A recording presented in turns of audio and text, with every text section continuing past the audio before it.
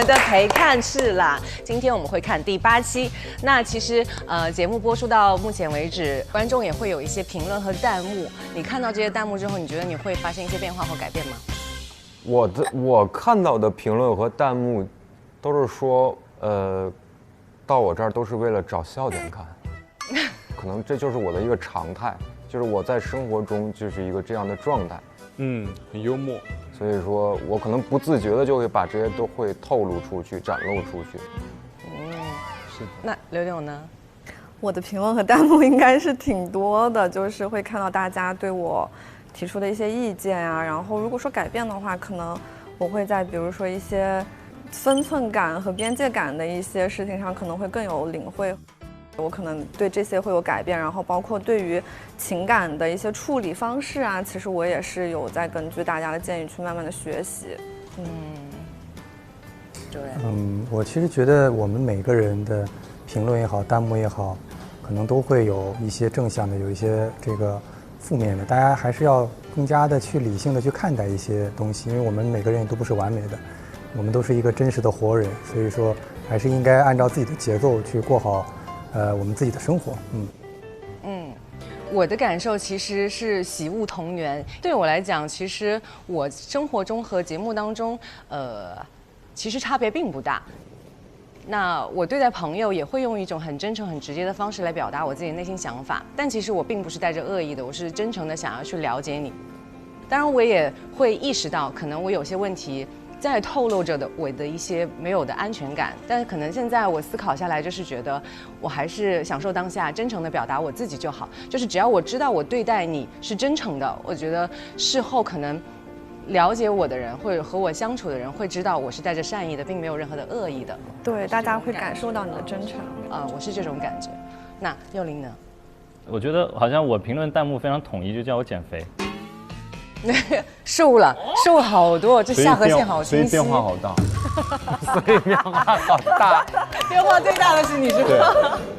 也没就正常。你比那时候瘦了多少？也还好吧，我现在跟节目里差不多。没有，我感觉你体感有瘦了15斤左右。没有，他跟其实刚进小屋时候是几乎是差不多的。对，我跟小吴第一天现在是一个体重。中间有个波动值，是不是？对。那我不知道大家有没有留意到，今天我们的桌面上摆着一本答案之书，那我们就来玩一个小游戏，把心底的疑问交给他，看看你们会得到什么样的指引。谁想先来？那就从我来吧。来吧，着急要问。如果我是首发嘉宾，结果会不一样。哇哦，精彩！我跟着他的方法来。你必须放弃。太有梗了。他让我必须放弃。你就是鲶鱼，本尊不能变，只能当鲶鱼。这个压在季宇心里的久久的一个疑问，让我放弃。解答了。这是命运的安排，季宇。来，幽灵，请问。问什么？你在3年内会结婚吗？你跟我想的问题是一样的，但是我刚想的是2年内。我看到你的眼睛，我就知道你在想什么。那就2年内会不会结婚？好，来翻一下。到底是哪个？可行，可行，可结，我会克服现在的心魔，然后达到一个更好的状态嘛。你需要了解更多的自己。哇，这个很好，这个回答好。我能再问一个吗？可以，可以。当然，请问，如果我再主动一点，用我工作的方式面对在节目里面的状态，结果会不一样吗？季宇就是很想从头再来一遍。你需要考虑其他方法。又是和那个放弃一样。不要太执念。不是，你要不回去买一本书放家里吧？天天翻，每天早上起床第一件事情翻。所以一切都是最好的安排，人生没法从头再来，哪怕从头再来还是一样的结果。没错，所以真好。好的，那话不多说，我们一起来看正片吧，请看 VCR。我可以看到他们暗灯你今天要按吗？你这个问题问得非常好。按还是不按？因为我知道你海南没按。哎，我说，我的声音吗？刚刚？对啊，是你啊。我要不然还是别看了。哦，要不你闭上眼睛等我通知。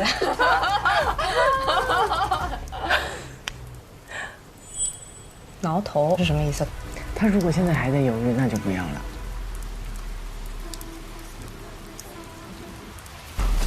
他没按吗？我的鸡皮疙瘩也起来了。我在狂起鸡皮疙瘩，这个简直。他们很会搞这些大起大落，让我们的心情风雨交加的上海。哦，啊，我的那个情绪已经被调动。太牛了！到厦门了，欢迎来到厦门。他俩这会儿看着有点像新婚夫妇的感觉，有点夫妻相，怎么回事？对啊，像蜜月行。对，挺配的两个人。带老婆孩子回家。哇，表情好甜呐！熹慧的表情已经很可爱，很可爱。这就是人夫感吗？他俩人夫感，老婆孩子。我忍不住姨母笑一直。但是啊，如果我们队赢了，你会约谁？你会约谁？好问题。我们队如果赢了，是吧？是吧？是不是？哎，如果赢了会怎么样？就是你们3个男的约。哦。哎，今天是那个今天我们5个老登队的是吗？对啊。他围剿了，老登队要把你围剿。他唯一不是。哦，你们都是老登队的。你是另外一个队的。现在你被排挤了。快点撕纪元。再把它撕一遍。哦，那我懂了，就你们其实就是正负极的关系。就一开始如果离得很远的话，那个磁场会非常非常的弱，但是只要一旦靠近了，互相交流，哦，好会说呀，好会说差不多就这种感觉感觉吧。描述的好准啊，绝了！谢谢。这朋友，所以他平常是，你觉得他是一个什么样的人？这个背景音乐，我觉得他是大脑飞速转。对，我想一想怎么形容啊？该怎么说？银鞍照白马，飒沓如流星。哎呦我的天哪！比较自由的吧。可交。那我们也吃饱了，也喝不下，吃不下任何东西。全完了，什么？为啥？全部完蛋。为什么？我说我。为什么？我有点想流泪。怎么了？今天不挺顺利的吗？我说我完了。为啥？我没说这个行程。对，我也是吗？为啥？我懂他。完了，女孩子懂。我懂他，我也懂。他完全沦陷在了。他沦陷了，但是没有办法。为啥？我就看着他的侧脸，当时就觉得好喜欢他。我就知道他是不是全完了吗？我的天哪！我就知道。完蛋了，我沦陷了。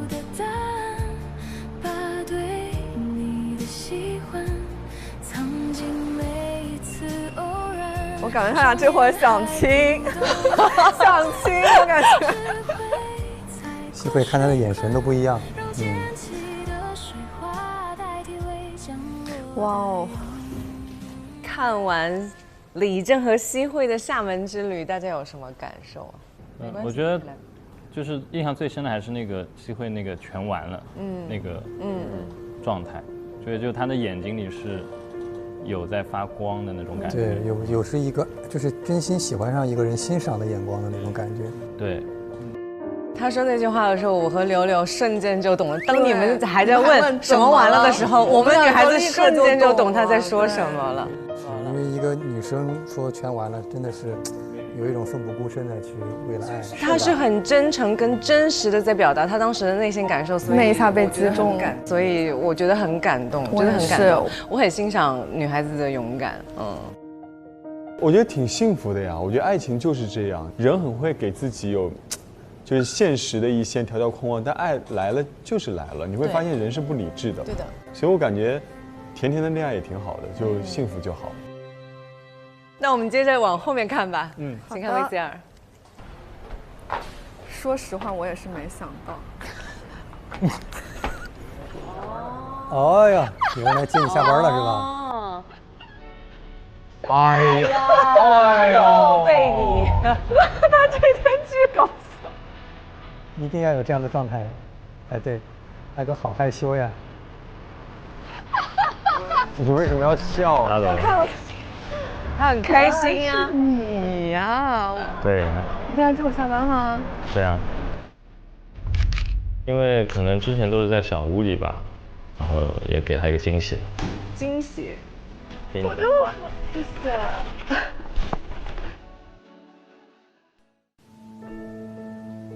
其实海南回来跟柳柳第一天出去玩，其实就想找丹琪了，跟丹琪聊一下了，想让他了解一下我现在的心理想法，就是所以也不想拖着他，或者是浪费他的时间。说清楚比较好。所以是想单独跟丹琪聊一聊，沟通一下。一直在上班那2天。丹琪。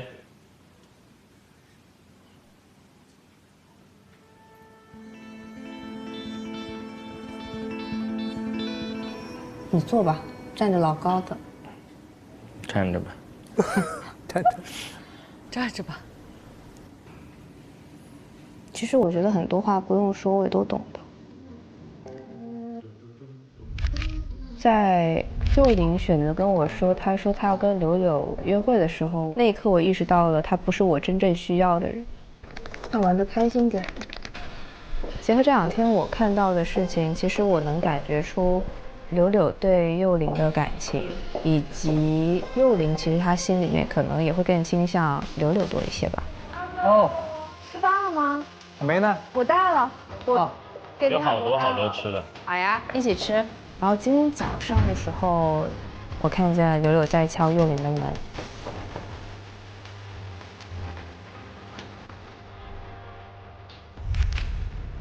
其实这2天我也在想，就是我们是不是就是在一起玩的比较开心。然后另外一个角度上，我觉得我是需要一个比我更笃定的人。我觉得你没有办法满足我的这个需求。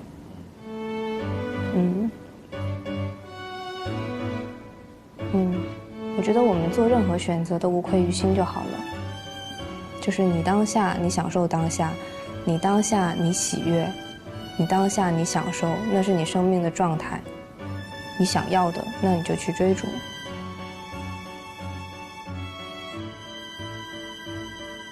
我还是一如既往的，就像我那天送给你的生日礼物一样。我希望你开心、幸福、自由。觉得自己平时还挺潇洒、可爱、欢快的一个人。一旦进入到感情当中，就突然间变成了一个小心翼翼，然后谨小慎微，然后又小肚鸡肠，又变得窝窝戳戳的一个人。其实你想，这就是爱情啊！爱情本来就没有那么伟大，是吗？所以那些感受都是对的。是对的。我觉得这段还挺让人动容的。真的。那天回到上海，然后柳柳找你出来聊天，想第2天约你，你当时内心的想法是什么呀？其实我觉得可能在之前吧，也经历过很多事情嘛。对。然后不管是有犹豫啊，或者是争吵吧，但是这个中间，包括在我们不联系的中间，其实每天心里也是有惦记。对，就是心里其实还是有波澜的，有在想这个事情吧。你有设想过他会来约你这件事情吗？也不叫设想吧，就我可能会有期待。就是其实他约我的那个第一瞬间，其实我是内心肯定是高兴的，但是我还是因为之前的一些事情比较想要了解清楚他的想法，有没有改变。就是他找我的，其实那一瞬间我心里是已经答应要出去了。我明白了，就是其实坐下的时候就已经想好了，我愿意，我要去，是吧？对。但是要确定一下，到底这个是随便出去初心玩一玩是什么，还是说两个人要跨越一些东西，重新开始了解对方，对吧？如果是纯出去玩一下，弥补一下遗憾，回来就不联系了，那我觉得就可能也在这个阶段也不适合出去了。那柳柳呢？你当时约他的时候，内心会忐忑吗？会想？特别忐忑，因为其实我不知道他那边的状况。就是我们俩那会儿在海南闹掰之后，就是其实两个人之间就是心是有一道墙的，所以我当时是硬着头皮，然后我是跟他疯狂的在铺垫，我就已经做好了丢人的准备了。然后包括，他答应了之后，其实我也在想说，那明天的这个约会，我要是以一种什么样的姿态去面对他，我要跟他聊一些什么，我们能够通过这一次，然后去打破彼此的心结，能够说把之前没有解决的沟通问题给解决掉吗？所以我那天晚上其实想了特别多，第二天要怎么聊，要聊什么。那大家听完丹琪跟卓然的聊天之后，有没有产生什么样自己的想法，或者是有共鸣的感受呢？因为之前我们其实也经历了一些小的一些波澜，对吧？然后呢，可能也有一些大家各自的一些想法，但是我们重归到上海之后，其实大家更多情绪沉淀下来了，更多想法也沉淀下来之后，大家会觉得就是我们都是生活当中很好的朋友，所以大家就想聊一聊天，然后呢也是梳理这个在小吴这趟旅程的一些情绪，包括对待伴侣的一些看法呀，对待生活呀等等。跟柳柳约完会那天晚上，其实我自己心意已经是非常明确的了。那我当时就想马上去找丹琪去说清楚、表明这件事情嘛。但可能那2天因为大家都去上班了，晚上、早上都没有碰到。对，然后可能拖了2天。我觉得在这2天中间，可能会让丹琪的心里会有一些不舒服，或者是一些想法吧。就我不知道以什么样的方式去告诉他这件事情，因为我觉得可能是会有影响到他，或者是让他受伤的那个点吧。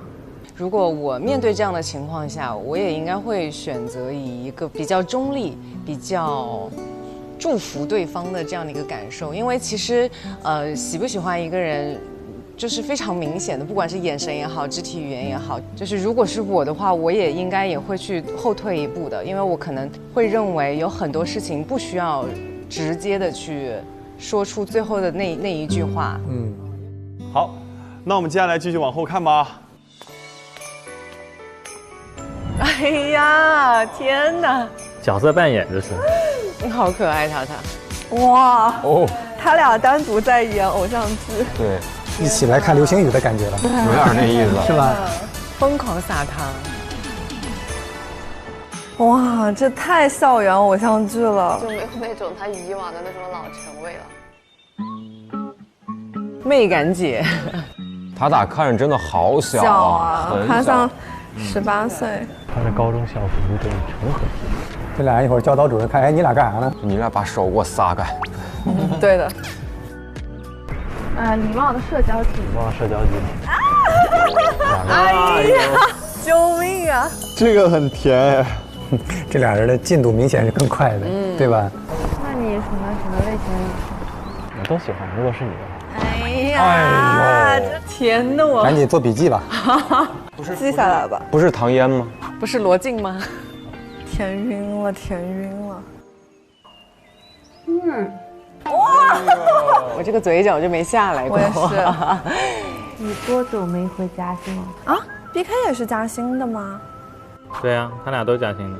哇，那真的很有缘分哎。见见我妈妈。哦，这个问号也很可爱。有点紧张。你别紧张。妈妈会喜欢什么？开始铺垫了。我觉得这算是第一次正式见面。这女方家长。然后我们就约了中午。阿姨好，阿姨好，阿姨好。她妈妈看起来也好年轻啊。对，气质好好哦。好优雅的妈妈。因为我知道嘉兴它常开花嘛，然后选了一个红色和白色的，我觉得谢谢，挺好的，跟我的衣服还挺配。今天跟您还正好很搭。BK 好会说话，好会说话，好会说。给您带了礼物。其实我们一共现在收养了3只流浪狗，但是救助了很多只。天哪，他妈妈好善良哦。对啊，我跟你说要哭。哦。哦，BK， 不要哭了，不要哭。不会吧？不会两个人一起哭吧？不会2个人一起哭。处理这种事儿，经验的确不可能。但是呢。谢谢，这是我送给坤坤的一个小礼物。谢谢阿姨。香水，希望你香喷喷的，在生活上、事业上都香喷喷。我一定香喷喷的。好可爱呀！这香水肯定香，哎，这香水应该是香的，这个。那我就觉得，如果咱们说，如果比如说2年以后我们王一就想结婚了，他毕竟也35岁了，那时候你才26岁，你想有结婚的这个想法？哇哦，好犀利啊！就我认为每一段感情发展的时候，肯定都是以结婚的目的去的。我现在对于恋爱和结婚是这么一个看法。你没接住我话就。他妈妈也很直接，你没接住我话。因为这是一个两人也是他俩现实的一个问题。我们家对我在这方面，我认为还是以随我的状态啊，基本上什么事情都是我自我解决的。这挺好，这个我了解了。看来妈妈很满意。他们俩都很稳。瑞塔的脾气不是挺好的，你别现在给她的外表柔弱啊、甜美啊所欺骗啊。塔妈开始打预防针了。丑话说在前头其实是好事的，妈妈对。大家都是容易把自己不好的那一面展现给最亲近的人，有的时候。其实有些时候呢，如果能够清醒地认识到自己要什么，或者是年龄差也不是一个最大的问题。在人生的道路上，在前进的道路上，要互帮互许。对的啊，互相搀扶。塔塔的妈妈这个适合到那个陪看点评一下。那我们现在要准备回小屋了。行。哇塞，我就觉得 BK 和塔塔他们2个人都好甜哦。而且我觉得塔妈其实问的这些问题，也都是站在妈妈角度上是一定会去替塔塔去考虑的问题。非常。她有一种要提前跟 BK 打预防针的那种感受。而且是丑话说在前头，不会营造很漂亮。是的，我觉得这样也挺好的。对，我觉得瑞塔她是一个很阳光的女孩，这时候你看到她妈妈是一个很独立的女性，优雅大方。对，我觉得太棒了。而且我觉得塔塔妈妈她是一个很现代化的女性，我觉得这个是很难得的。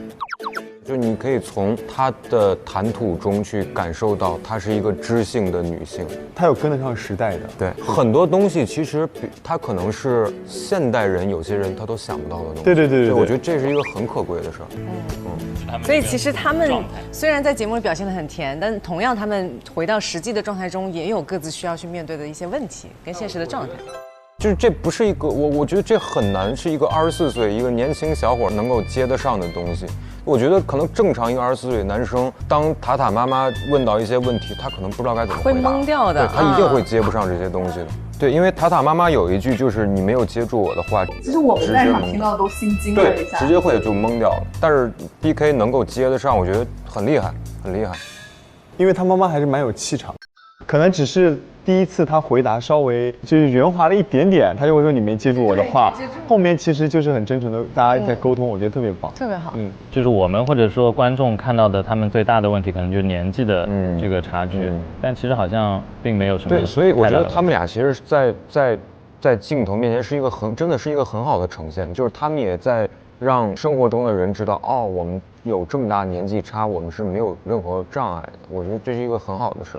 而且他们两个，一个生理年龄比心理年龄小，一个是心理年龄比生理年龄大。对。OK， 那话不多说，我们接下来看后面的 VCR 吧。妈妈去那儿坐，那边没风。好。我的感受首先是懵，然后是我肯定是会有一点压力的。对于我来说，那是我一段过去的经历，并且是一段很糟糕的经历。就是其实我当初在上海，我一毕业就去上海了嘛，在上海工作，后来是因为前夫的关系回到了武汉，然后生小孩，然后其实相当于是我放弃了上海所有的一切，回到了武汉，然后在武汉就相当于把我一切打回原形，然后我一无所有，又重新回到上海。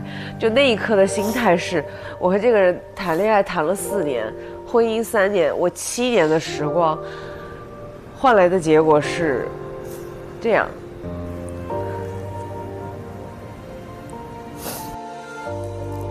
我当下就跟自己说，你一定要把自己活得漂亮跟活得好。你长得漂亮，你有钱，你还担心儿子不认你吗？我就是赌着一口气的，我是真的赌着一口气去做这样的一个切割的。在上海，我一定可以重新再站起来，我一定可以靠我自己活过来。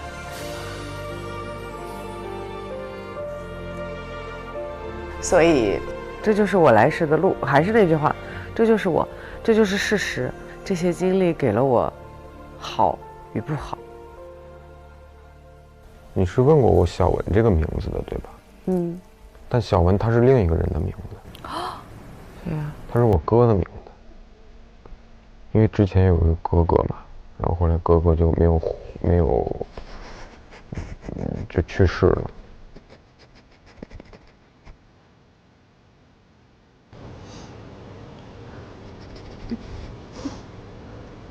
没事，文涛，你还有董哥，还有大哥，还有一堆你的好朋友、好哥哥。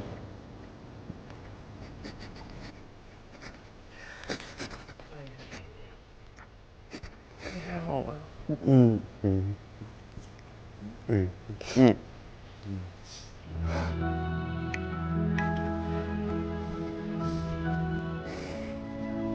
所以我一直特别喜欢我哥这名字。正好他是我前2个字嘛，所以刚开始叫我的时候，我都有点反应不过来，那叫着习惯了。我更加理解你妈妈说的那一句话。我没有你，我不知道怎么活。假如我现在带着一个孩子，虽然说我嘴上我可能说我不需要你，但是如果他能够来帮我，我会很感激，我会。真的很非常感激，因为首先我知道这不是他的义务。你不要想那么多，可以吗？你就只想现在你跟我之间的事情吗？我其实想一直去接触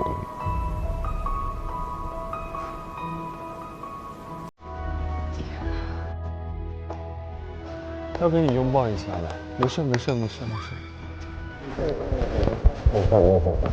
那我吗？没事，没关系。没事。来，文涛啊，还有董哥，差点没，还有董哥大哥。来。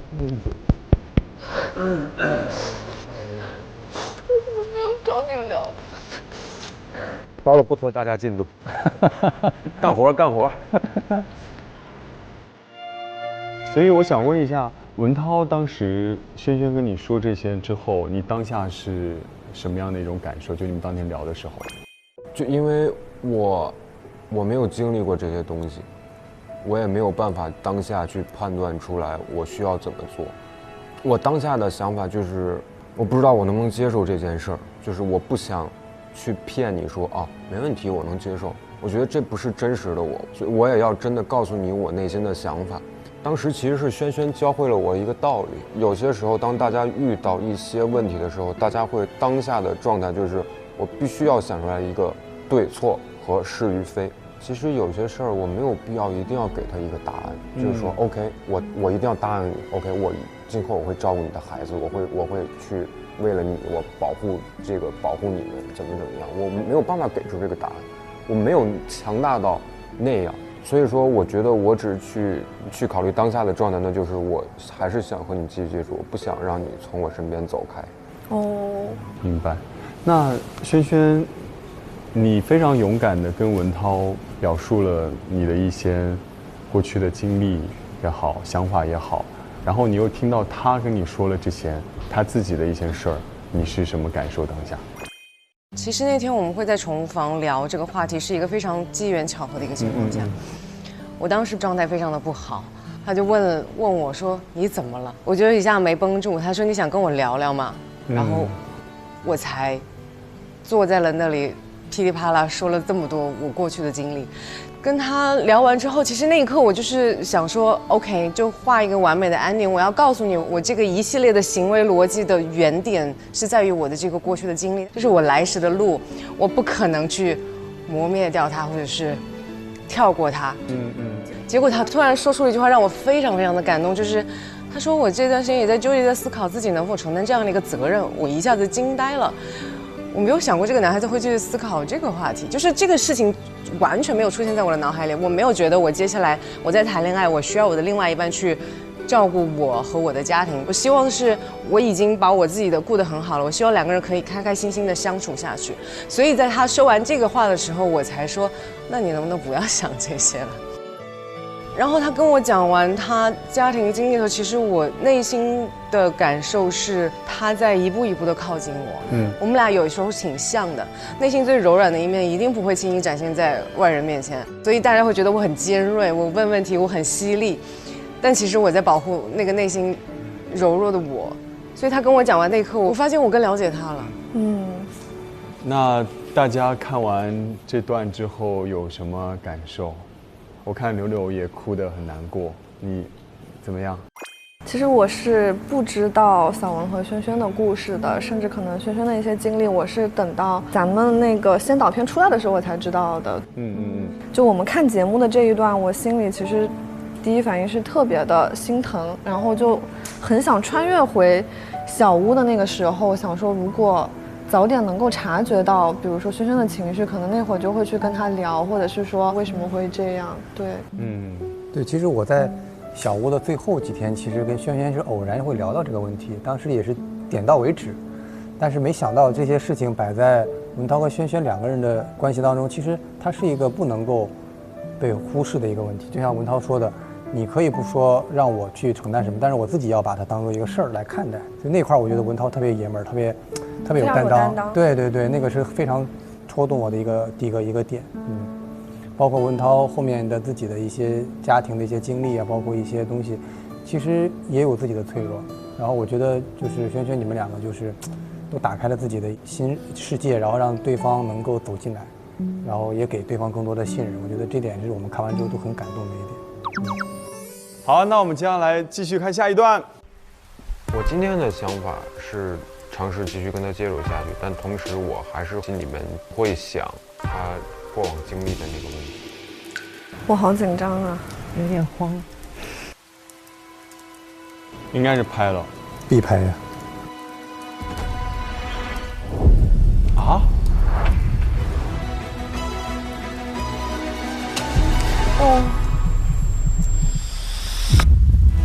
哇！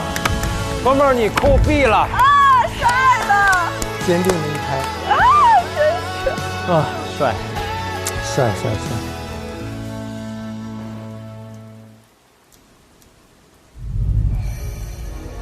怎么每次我都是最后一小段那种伤感的？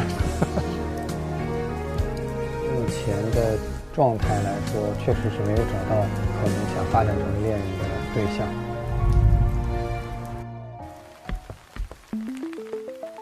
因为我那个房间正好能看到那个拍灯，所以我就一直在偷偷看有没有拍灯，暗中观察。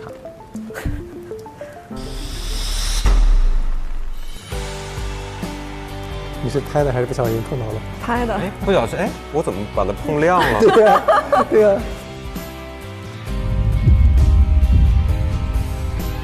磕柳州 CP 的，到这一刻才把心给放下来。哇！轩轩，看这段有什么想法？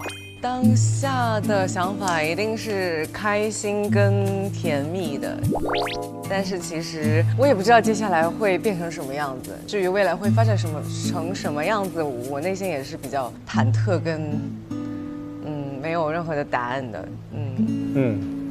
对。然后其实我当时在录制的期间，其实跟季宇交集没有那么深，这确实因为时间比较短了嘛。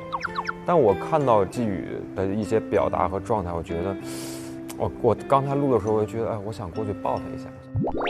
我觉得你的表达很清晰，你的表达真的很清晰，你真的可以很清晰把你的内心表达出来。我觉得这是一个很好的事儿，就是你在镜头面前，我就觉得就是那种什么文艺大男生那种状态。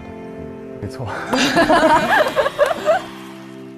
那我们用几个关键词来预告一下下期的节目吧。从季宇先开始。遗憾，接受吧。满汉全席。现实差异，隔阂消解，做出选择。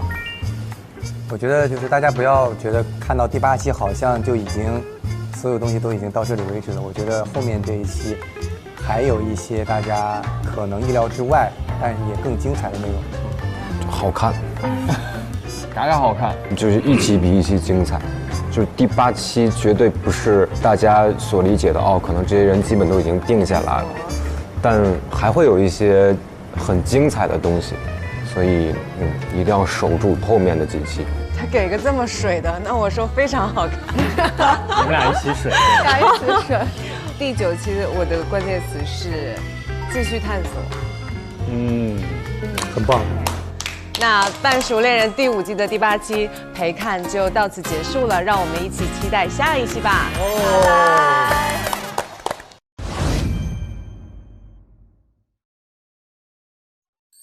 6月1日起 ，SVIP 每周1、周2中午12点更新 ，VIP 次日12点更新，抢先看1周。每周3、12点 ，SVIP 提前看超前彩蛋。周4加更，周5陪看，周6、周日精彩花絮轮番放送。高能不断，课堂不停。